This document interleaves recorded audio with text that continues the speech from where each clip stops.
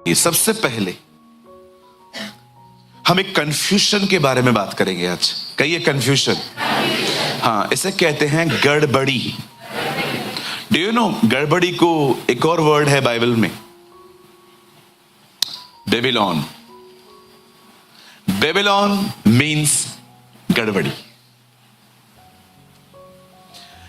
परमेश्वर ने जब बादशाहों को बदल दिया, आप जानते हैं ना, लोग मीनार बना रहे थे और प्रभु वहां आए और वहां पर परमेश्वर ने बादशाहें बदल दी।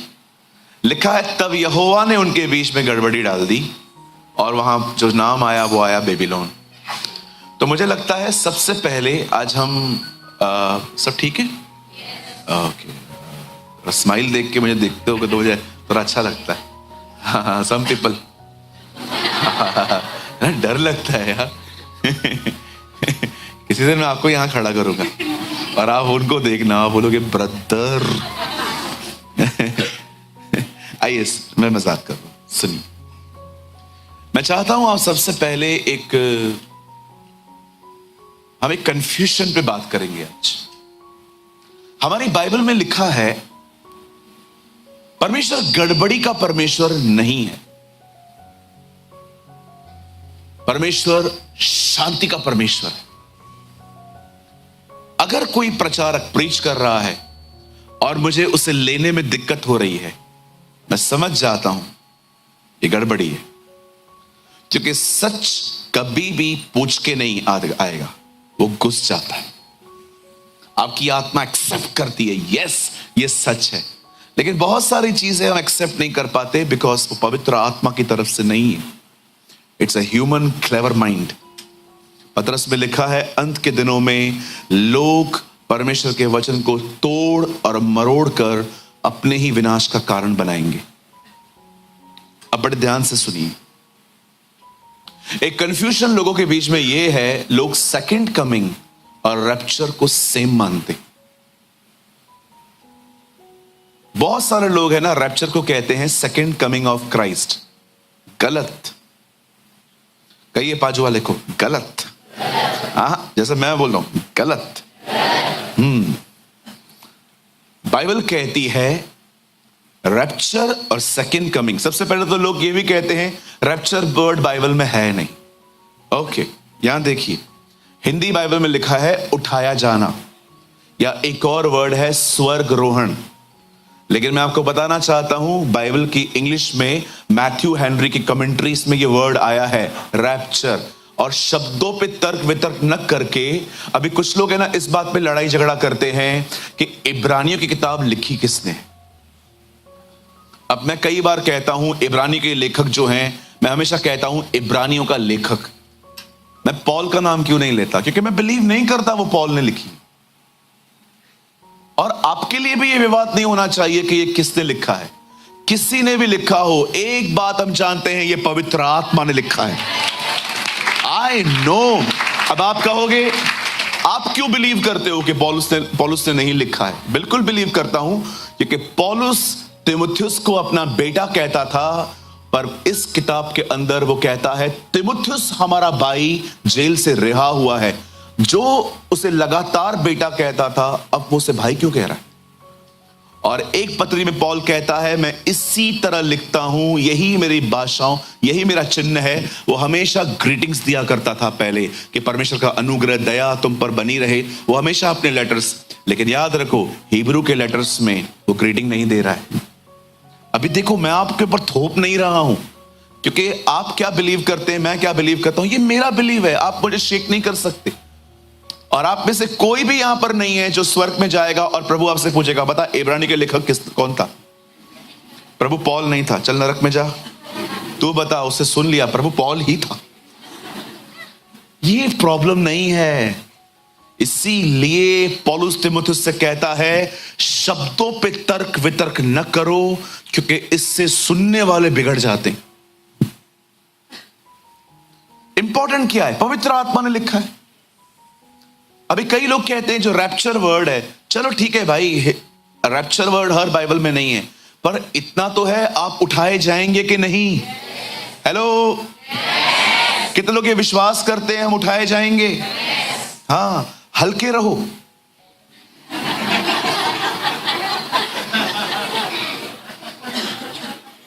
कुछ लोगों ने इतने पैसे कैरी कर लिए हैं और जब प्रभु आएगा आपको उठा ही नहीं पा रहा हूं, तो थोड़ा छोड़। कहिए अगर उठाए जाना चाहते हो थोड़े हल्के रहो। Why you are laughing? हल्के रहो, इतना मत लो कुछ भी। मुझे नुआ ही थी करे, मुझे सस ही थी करे, बंद करो ये सब। सजो सजो डी नहीं गाली सोचो था वही करे। सांस क्या बोलती है, बहू क्या बोलती है, ये सब बंद करो। कहिए अपने पास वाले से कृपया, कहिए अपने पास वाले को कृपया चिंदी समान बातों से बाहर निकलो। इधर फंसा दिया है कुछ लोगों को डेविल ने। सारा दिन जिसको पसंद नहीं करते हैं उसके बारे में सोचते रहते हैं। आइए उस कंफ्यूजन को हम क्लियर करें।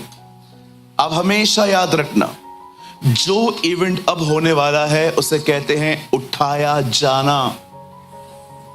और उसके बाद जब प्रभु वापस आएंगे बादलों पर, याद रखिए इस बार वो आपको लेने आ रहा है। और जब उसके बाद वो वापस आएगा तो वो आपके साथ आएगा।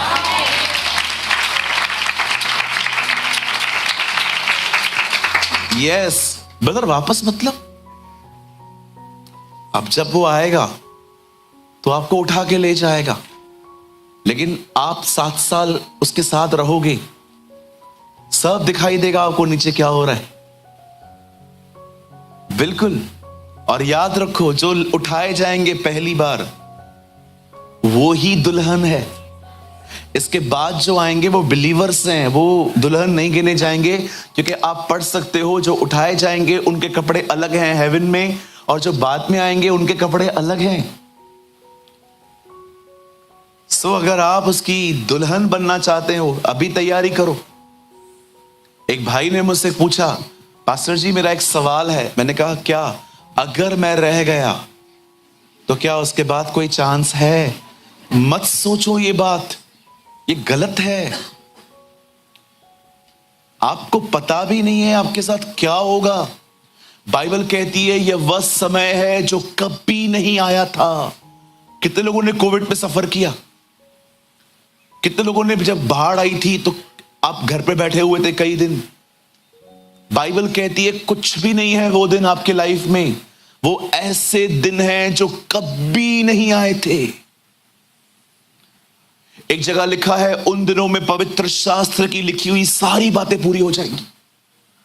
आप ये सोचो भी मत, डेंजर है कि अगर मैं रह गया तो फिर मुझे मौका मिलेगा। आपको क्या पता इन चीजों का। अब जो होने वाला है वो स्वर्गरोहण है।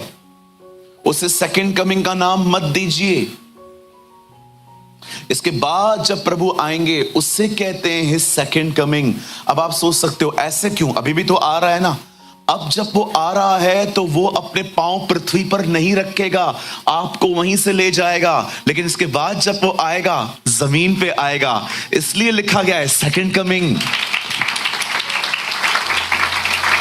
इस बार प्रभु न्याय करने नहीं आ रहा।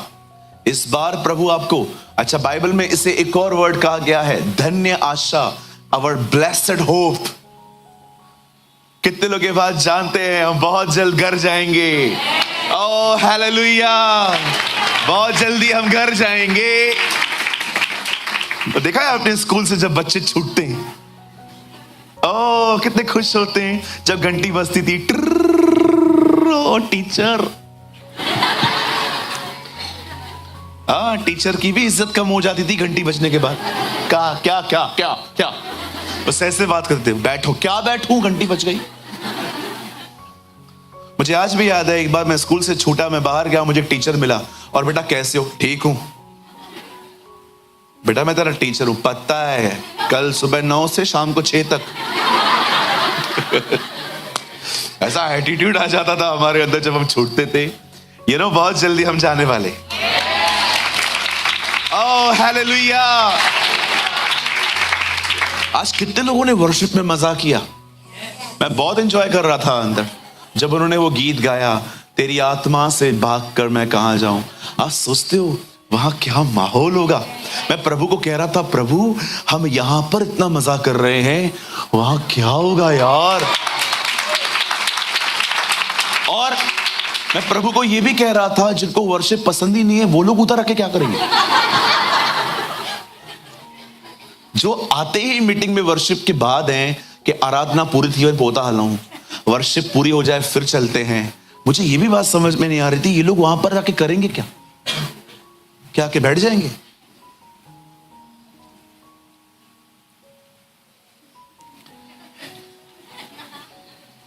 तो हम बहुत जल्द जाने वाले हैं। कुछ लोगों के मुंह पे एक्साइटमेंट नहीं है। मेरा भरोसा ही नहीं है जाने का, तो एक्साइटमेंट काहे का रहेगा। मुझे आज भी याद है, मैंने एक जगह में प्रीचिंग कर रहा था, एक लड़का मेरे सामने बैठा हुआ था। हम बहुत जल्द जाने वाले हैं। मैंने बात में उससे पूछा, मैंने कहा ब्रदर आपको खुशी नहीं हुई, आप जाने वाले, मैं थोड़ी जाने वाला। कहा क्यों? आई डोंट बिलीव कि मैं जा पाऊंगा। क्यों ब्रदर? मेरा ओल्ड लाइफ है ब्रदर अभी भी। मैंने कहा ब्रदर आपको बाहर निकलना है? यस मुझे निकलना है, पर मैं नहीं निकल पा रहा हूं। फिर मैंने उसके साथ आधा घंटा बैठ के बात की। उसके बाद जब नेक्स्ट सेशन हुआ, वो पहला खड़ा था, हम जाएंगे, हम जाएंगे, वो मुझे छुड़ाएगा।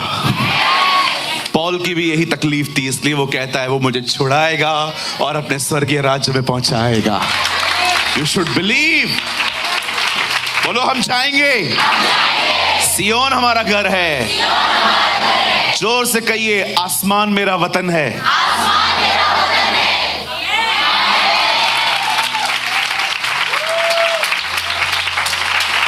बहुत जल्द वो आसमान का सीना चीरकर हमारे बीच में आएगा। Our Lord is coming। बिली ग्राम ने कहा, जो पाप करते हैं तुम एंटी क्राइस्ट से मिलने के लिए तैयार हो जाओ, जो पवित्रता में चलते हैं तुम क्राइस्ट से मिलने के लिए तैयार हो जाओ। Wow, what a man of God.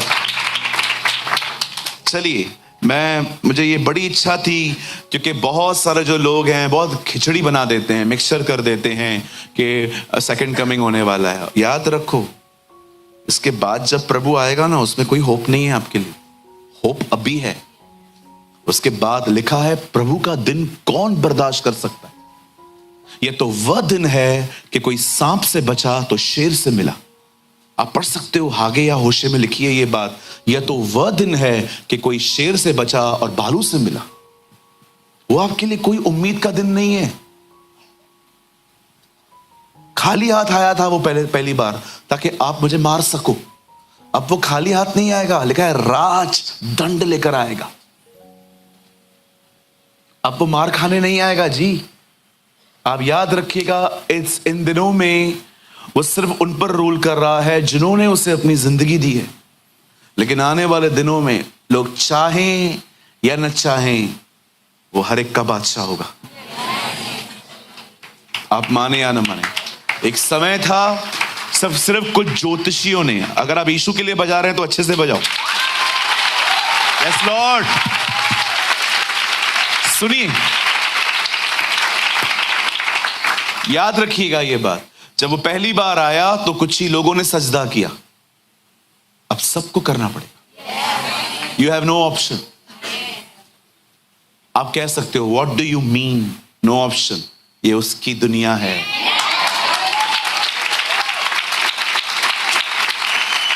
ये उसकी दुनिया है। इधर तुम्हारा नहीं चलेगा। उसे बहुत समय दिया तुम्हें। ये उसकी दुनिया है। राज्य, पराक्रम और महिमा केवल और केवल उसी की है। सब कुछ उसके द्वारा और उसके लिए है।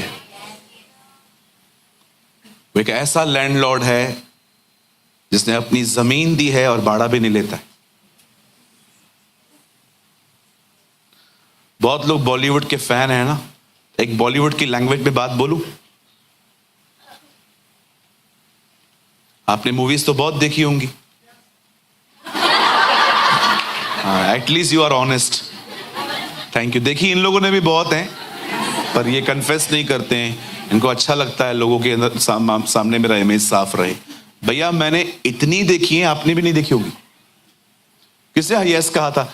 मुझे खुशी होगी। Yes, thank you brother, thank you. हम दोनों भाई हैं, मीटिंग के बाद मिलके जाना। आप बिलीव करेंगे, जब मैं इंटरवल में जब मैं जाता था, उन दिनों में सिट्रा चलती थी। सिट्रा, अभी थम्स अप चलता है ना, थम्स अप नहीं होती थी, सिट्रा होती थी। सिट्रा, मैं वहां जाता था, वो एक सिट्रा और वड़ा पाव अलग करके रखते थे और दे दिया करते थे। उनको इतना भी पता था ये क्या लेगा। मैं इतनी बार थिएटर गया हूं। आपने देखा पिक्चर के अंदर मोस्ट ऑफ मूवीज में विलन मर जाता है, हीरो बच जाता है, और लास्ट में वो कि मैं हीरो हूं, विलन मर गया। बट यू नो, बाइबल एक ऐसी मूवी है जिसमें विलन को बचाने के लिए हीरो मरा है। कितने लोग ये मानते हैं आप विलन की तरह थे? हाँ, बहुतों का घर खराब किया है। पहले उसके घर में जाएंगे, बैठ जाएंगे, ताई सस ही है, ताई नू ही है। आपके घर, बहुतों ने दूसरों के घरों में आग लगाई है, घर तोड़े हैं। हम विलन की तरह ही थे, लेकिन देखो हीरो हमारे लिए मरा। कितने लोग ये बात जानते हैं? वो हीरो है हमारा। यस, वो हमारा नायक है। चलिए हम शुरू करते हैं। कितने लोगों को ये कंफ्यूजन क्लियर हुआ? कहिए स्वर्गरोहण, कहिए उठाया जाना, कहिए रैप्चर। Good, very good. अच्छे विद्यार्थी हैं हमारे कलीसिया में। प्रभु आपको बहुत आशीष दे। आप दोहराते हैं ना, मुझे अच्छा लगता है ये। मेरे साथ खोलें, हम खोलेंगे पहला सुसमाचार जो हमारा है बाइबल का, मत्ती रचित सुसमाचार, और हम सब खोलेंगे 25वां अध्याय, चैप्टर 25।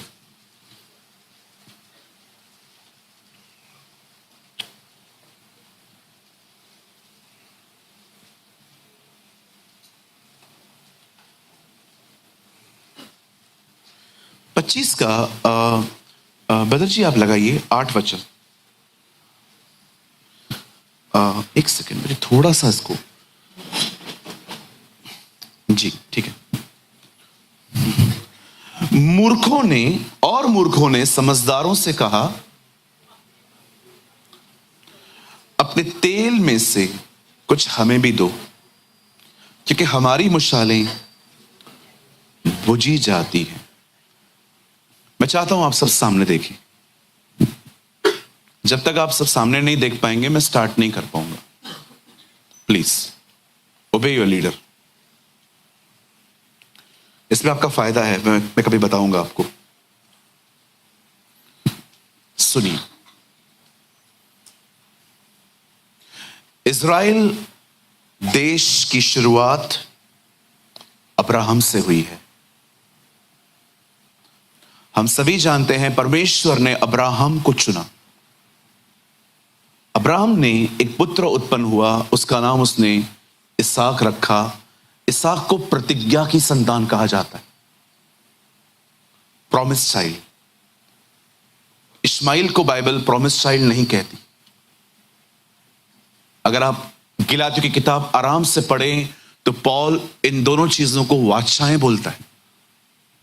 वो कहता है पुराने नियम के जो लोग हैं वो हाजरा की तरह हैं वास्तव में, लेकिन नए नियम के जो लोग हैं ये प्रतिज्ञा के लोग हैं हम। और इसहाक ने, बाइबल कहती है, 2 बच्चों को जन्म दिया रेबेका ने, याकूब और एसाव। हम सभी जानते हैं याकूब में से 12 कुलपति पैदा हुए, 12 गोत्र निकले, और वही आज पूरी इज़राइल है। जब परमेश्वर ने ये नेशन बनाई, when God created this nation, He is a founder of this nation. जब परमेश्वर ने बनी इज़राइल को बनाया, तो परमेश्वर ने उन्हें अपनी वाचाएं दी, कवर्नेंट्स दी, परमेश्वर ने उनको सिखाया मेरी आराधना कैसे करनी है। आप पूरे पुराने नियम में पढ़ दो, लेवी व्यवस्था पूरा बताता है कि यहोवा की वर्शिप कैसे। आप बिलीव कर सकते हो, पूरी दुनिया में वो सिर्फ एक जाति को ये बातें टीच कर रहा था।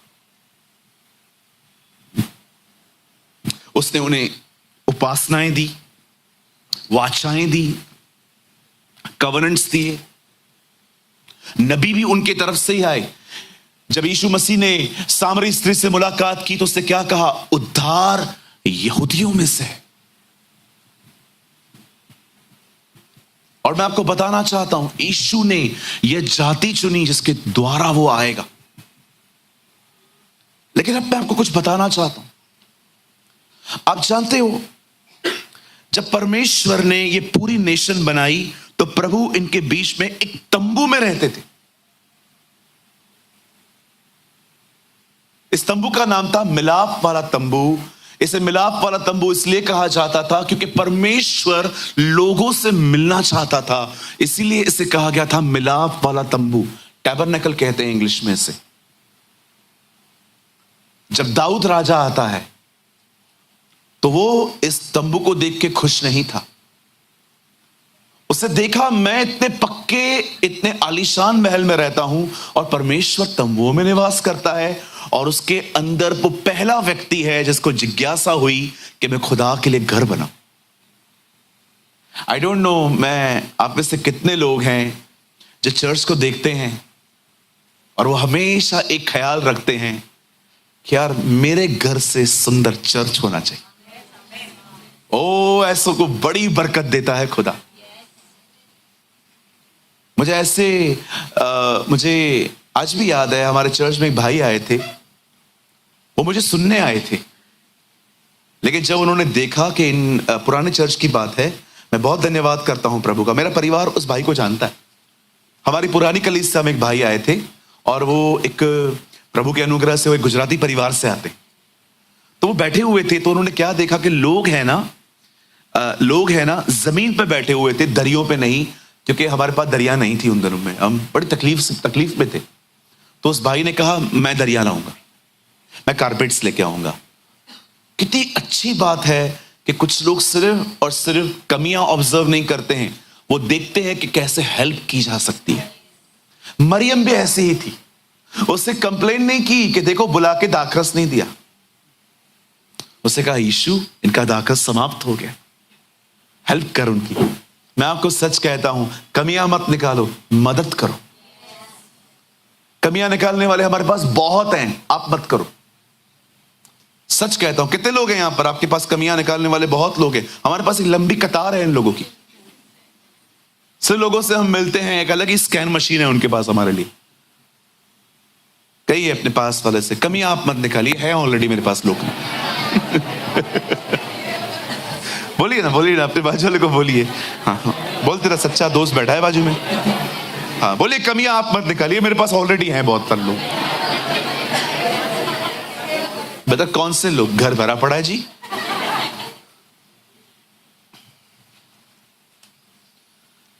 अब दाऊद, बाइबल कहती है, दाऊद ने प्रभु को कहा, प्रभु मुझे अच्छा नहीं लग रहा है कि आप तंबुओं में आते हैं।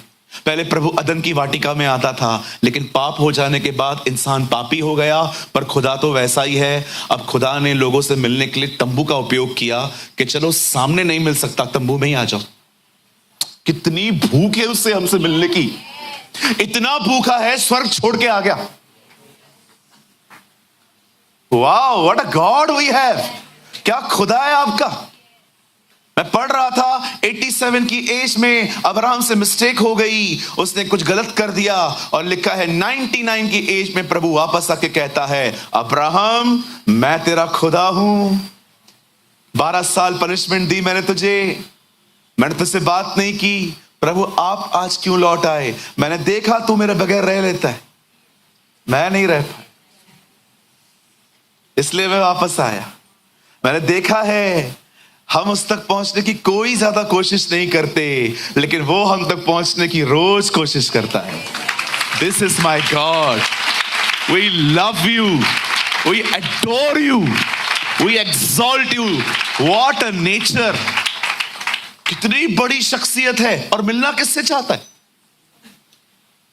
हमसे। कौन है तू? मैं कभी कभी खुदा से कहता हूं, तुझे खुद को नहीं पता है तू है कौन। बम है, बम। तू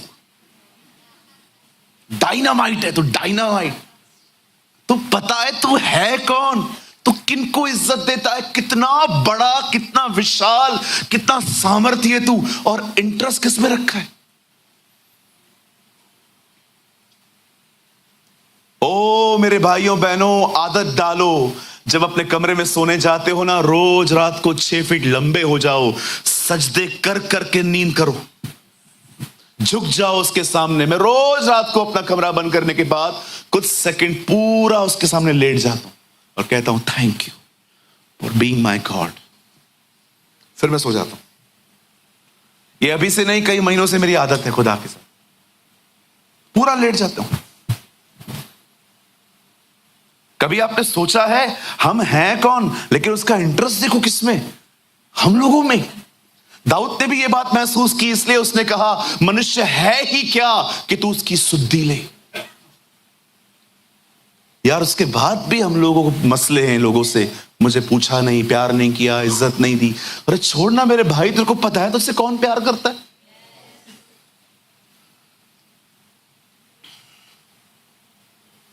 सुनिए, जब दाऊद ने कहा नहीं मैं तेरा घर बनाऊंगा, परमेश्वर ने कहा नहीं, तू नहीं बना पाएगा, क्योंकि तूने बहुत अननेसेसरी ब्लड बहाया है। तेरे हाथ से कुछ हत्याएं हुई हैं जो बिल्कुल जायज नहीं थी। पर एक काम कर सकते हैं, तेरा बेटा मेरा घर बनाएगा। और आप जानते हैं इज़राइल का पहला टेंपल सुलेमान ने बिल्ड किया, लेकिन वो कुछ ही समय रहा। उस समय के बाद वो मंदिर तोड़ दिया गया। फिर परमेश्वर का वचन कहता है, एजरा शास्त्री के दिनों में वो मंदिर फिर रीबिल्ड हुआ। फिर परमेश्वर ने उस मंदिर को बनाया, लेकिन आप जानते हो वो मंदिर फिर से तोड़ दिया गया। आप सभी जानते होंगे एक चीज और, जब यीशु मसीह इज़राइल आए, तब बाइबल कहती है, खुदा का पाक कलाम कहता है, यीशु मसीह ने उन्हें कहा, इस मंदिर को ढहा दो, मैं इसे फिर से खड़ा करूंगा। वो कहते हैं इस मंदिर को बनाने में 46 साल लग गए। आप जानते हो ये मंदिर फिर से बना राजा हेरोदेस के दिनों में। इस बार इस मंदिर को बनाने के लिए 46 साल लग गए। चेले इतने उस मंदिर को देख के खुश हो रहे थे कि उन्होंने प्रभु को बताया कि प्रभु देख कितनी खूबसूरत चीजें हैं यहां पर। और यीशु ने कहा कुछ भी नहीं बचेगा, सब खत्म होगा। अब मैं चाहता हूं आप ध्यान दें, जब उन्होंने यीशु के मुंह से आने वाली चीजों के बारे में सुना, और उसके बाद लिखा है कि यीशु ऊपर जैतून वृक्ष पे चले, जैतून के पहाड़ पे चले गए। वहां पर चेलों ने प्रभु से 2 सवाल पूछे। पहला सवाल, जगत का अंत कब होगा? दूसरा, आप कब लौटेंगे? तेरे आने का और जगत के अंत का क्या चिन्ह है? कुछ लोगों को लगता है दुनिया बहुत जल्दी खत्म होने वाली है। कहो अपने बाजू वाले को, ये झूठ है। बोलो बोलो। हाँ, दुनिया जल्दी खत्म नहीं होने वाली है, अभी टाइम है। अभी प्रभु आएंगे 7 साल के बाद, 1000 ईयर्स का रेन है, हजारों, अभी भी बहुत टाइम है दुनिया को खत्म होने में। किस चीज का अंत होने वाला है? कलीसियाएं घर जाने वाली हैं।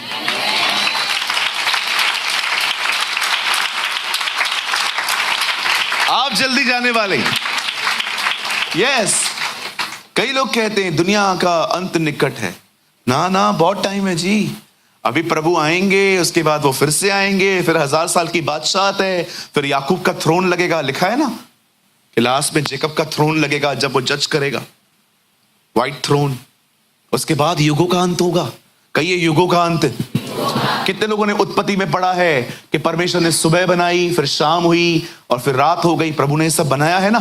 कितने लोग जानते हैं प्रकाशित वाक्य में लिखा है, जब हम चले जाएंगे न दिन होगी न रात होगी। परमेश्वर इस सीजन को खत्म कर देगा। लिखा है परमेश्वर के अंदर से रोशनी निकलेगी और उसी से पूरा नगर चमकेगा। सोचो उसने हमें कितनी आशा दी है। क्या क्या चीजें बताई हैं, क्या क्या बनाया है उसने।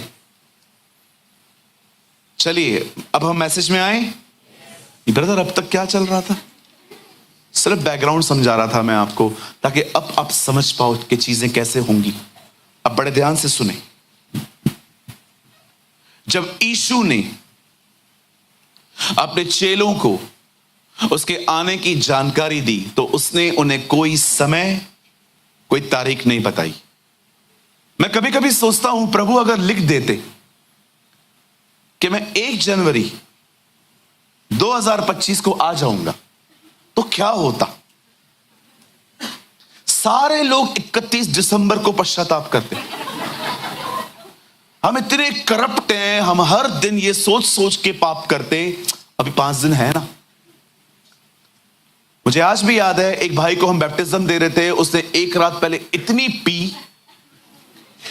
पी, अगले दिन उसकी आंखें लाल थी। मैंने कहा ब्रदर आप बैप्टिज्म ले रहे हो? ब्रदर आपने बोला था ना उसके बाद नहीं पीना है। Very good brother, God bless.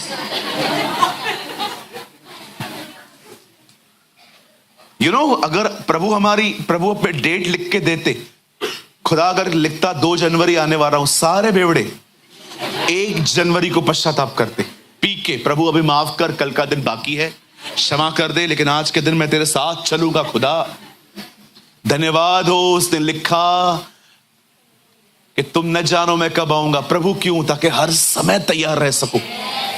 कितना बुद्धिमान परमेश्वर है ना। जरा सोचो, जब लोग उससे पूछते थे आप कब आओगे, वो कहता था मुझे भी नहीं पता है, पिता ने मुझे भी नहीं बताया है। क्यों? पिता को भी लग रहा था मैं दुल्हन को बता ना दूं। मैं दूल्हा हूं ना, आप मेरी दुल्हन हो ना। ना ऐसा नहीं है। जीसस वेरी, खुदा है, जीव हमारा।